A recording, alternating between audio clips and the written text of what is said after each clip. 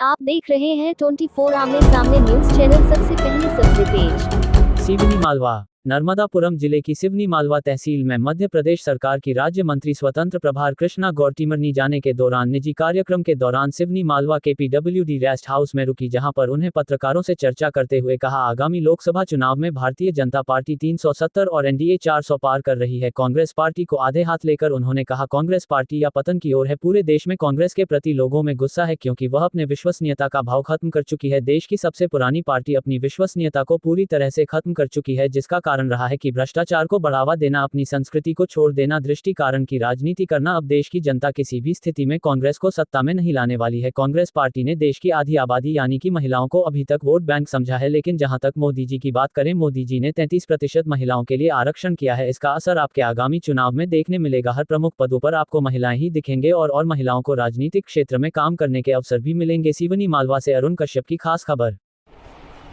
आज मेरा टिमरनी में एक कार्यक्रम है, जिसके तहत मेरा वहाँ जाना हो रहा है। कल लगभग 1000 लोगों को पार्टी की सदस्यता दिलाने का कार्यक्रम है और टिमरनी के हमारे कुछ कार्यकर्ता वहाँ मेरा मंत्री पद संभालने के बाद सम्मान करने जा रहे हैं। तो इस प्रकार से कुछ व्यक्तिगत भी कार्यक्रम है, उसके तहत भी आना हुआ है। मुझे लगता है कि आज का दिन भर टिमरनी के लिए समर्पित है। लोकसभा चुनाव के नज़दीक है, 400 पार के लिए किस प्रकार की तैयारी है? देखिए, पूरे देश में वातावरण इस समय भारतीय जनता पार्टी के पक्ष में है।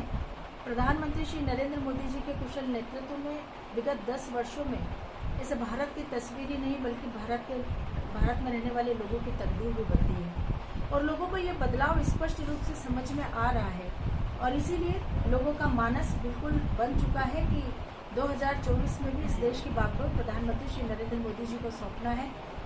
मध्य प्रदेश में हम 29 की 29 लोकसभा सीटों पर विजय प्राप्त करेंगे और देश में 370 भारतीय जनता पार्टी और 400 NDA को मिलेगी।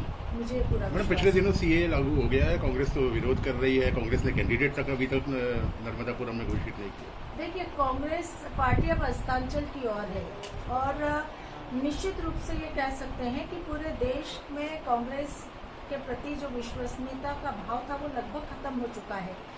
देश की सबसे पुरानी पार्टी, 100 साल से भी ज़्यादा लंबे समय तक चलने वाली पार्टी की विश्वसनीयता पूरी तरह से खत्म हो गई और इसके बहुत सारे कारण रहे हैं।